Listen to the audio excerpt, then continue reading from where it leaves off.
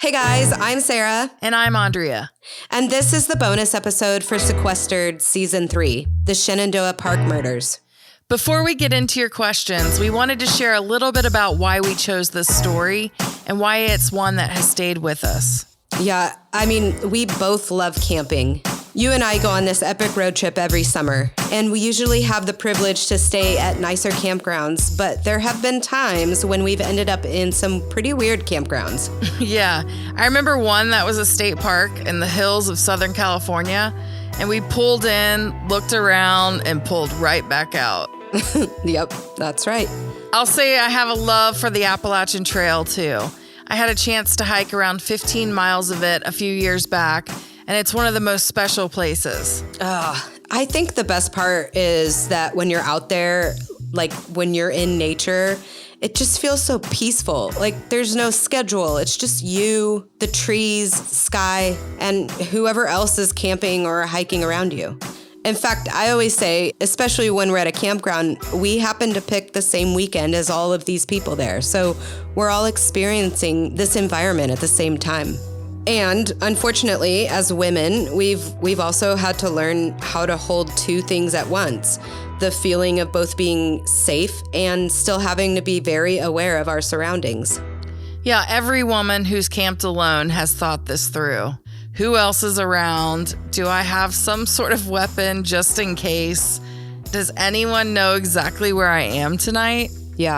Yeah, we have to keep an eye around us because you just never know. right. Very vigilant. And that's what drew us to Julie and Lollie's story. They weren't on just a random camping trip. They were experienced, smart, and careful. They loved being in the wilderness the same way we do, you know? Yeah, their story isn't just about what happened to them. It's about what it means to move through the world, especially as women, and trust that the places that are meant to bring us peace will let you come home. Right. And that question became the heart of season 3. And it's the reason we wanted to return one last time to reflect on all the questions that still remain. So when we started researching this case, we both kept coming back to one question. What does it mean to feel safe in nature, and what happens when that safety is broken? We weren't quite ready to say goodbye to season 3 just yet.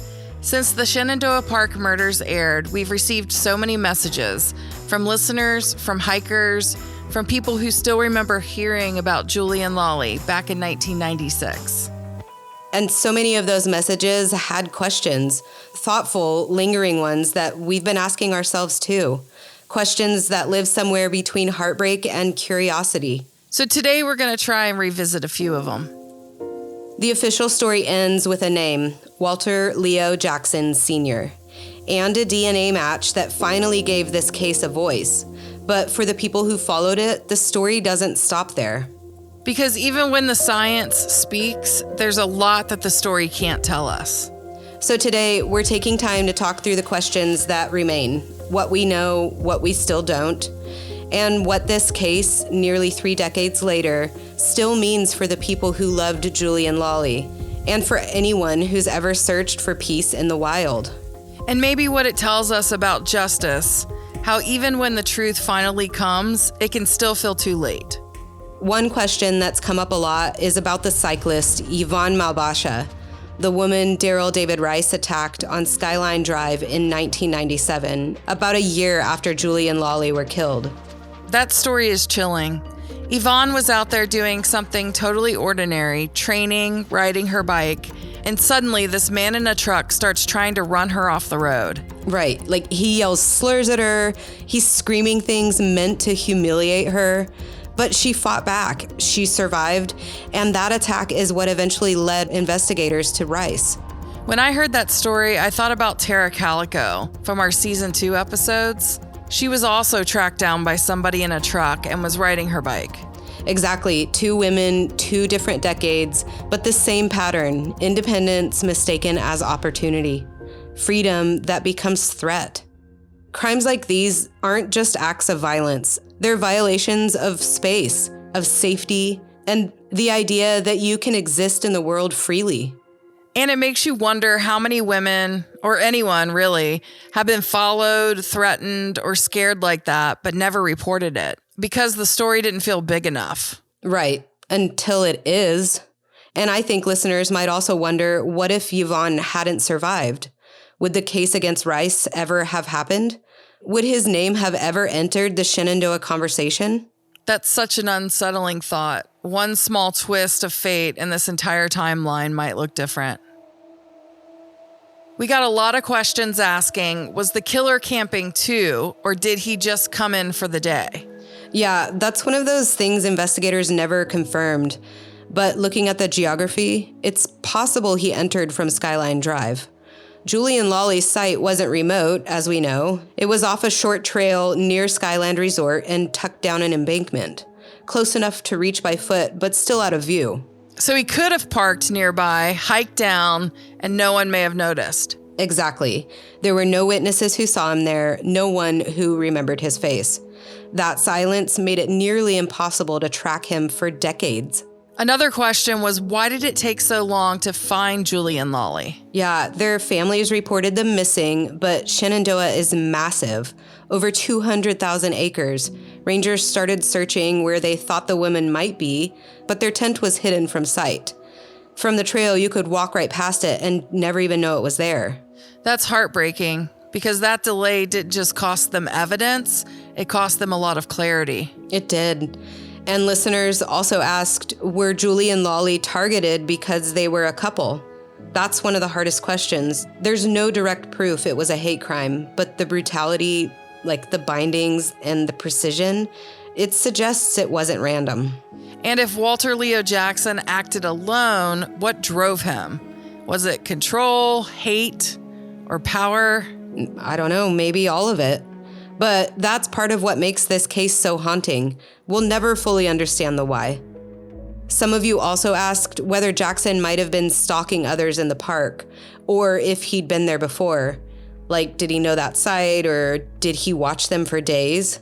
And I've wondered if their dog Taj might have barked or tried to protect them. Right, me too. Did the killer know how to silence that? We know Taj survived, but that detail is still hard to wrap your head around. Exactly. I've thought about that too. There's so much about that we'll never know. So when Walter Leo Jackson Sr. was identified through DNA, a lot of people asked, how did a man with such a violent record go unnoticed for so long?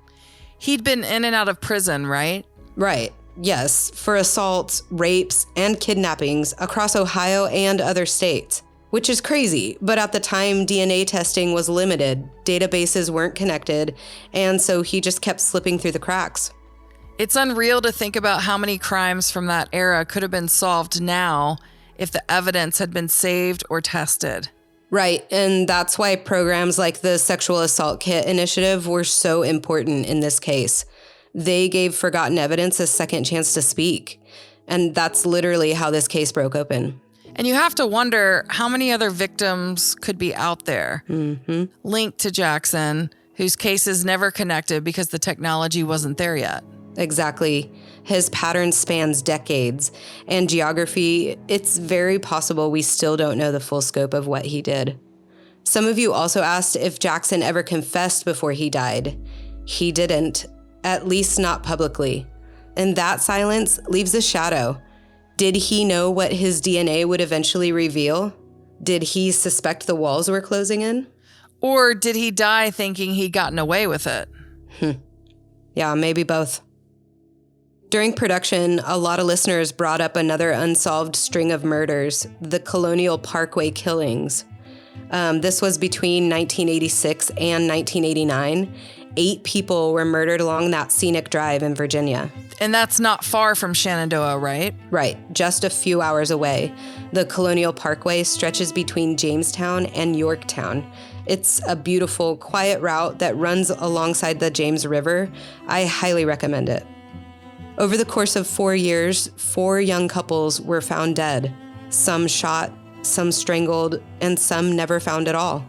They were discovered in or near their cars, often parked in remote overlooks. So couples, just like Julie and Lollie. That's right. And in the very first case, Kathy Thomas and Rebecca Dowski were believed to be a couple. They were found inside Thomas's Honda Civic, pushed partially into the York River. That discovery and the brutality of it fueled speculation that the killer might have been targeting queer women or couples. So people wondered if the Shenandoah murders could be connected, part of the same pattern. Yeah, exactly. As far as I could tell, there's never been proof of that, but the similarities are pretty haunting. Couples in private moments, remote areas, and their attacks were marked by control and precision. And even today, the families from those cases are still waiting for answers.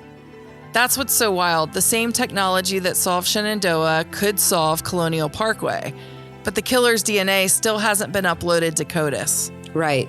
It's a reminder that progress is uneven, that some families get answers and others are still waiting for that same break. The Colonial Parkway and Shenandoah, like you said, are only hours apart.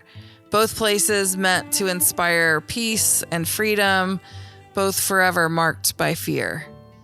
We know Julie and Lollie weren't naive. They were experienced outdoors women. They planned carefully, packed responsibly, and were confident on the trail. They came to the mountains seeking stillness, and they deserved safety. That's the part that gets me, because so many of us go to nature to feel grounded, to feel peace, and they were robbed of that. Yeah. When we talk about this case, it's so easy to focus on the brutality. But what it leaves behind is a conversation about who feels safe and who doesn't. Because for a lot of people, especially women, queer people, anyone who's ever had to move through the world on alert, safety isn't guaranteed. It's not inherited. It's something you have to earn moment by moment by reading your surroundings. Yeah, and maybe that's what's at the heart of it. Like, what does it take to feel safe again once you've seen how fragile it really is? And I think that's what keeps people coming back to this story, because Julie and Lollie's love, their courage, and their joy in nature still means something. They remind us why it's worth reclaiming that sense of freedom, even when the world tells us to be afraid. Yeah. Okay, so before we wrap up this bonus episode, we wanted to share something really special about the music you've been hearing this season, specifically the song Shenandoah by Andrew Golden. Yeah, as we were shaping season 3, we knew the sound of this story mattered. It's a season rooted in wilderness and this deep, quiet reverence for Shenandoah National Park. And Sara came to me one day and said, "I think I have the perfect song." I did. So in my day-to-day job, I work with a touring artist, and Andrew Golden actually plays trumpet in that band. So that's how I know him. When he's not out on the road, he's actually everywhere in Nashville. He could be playing late night jazz rooms or little cocktail bars. They're the kind of places where you sit down and you immediately feel cooler than you actually are. It's true. We went to see him one night at this cool speakeasy, and he introduced this song by sharing that he grew up near Shenandoah and how that area has stayed with him his whole life. Andrew Golden is the artist, and if you want to hear more of his music, which you absolutely should, you can find it on your favorite streaming platform. If you have found meaning in Sequestered, would you take a moment and rate and review the series on your podcast app? It helps more people find these stories.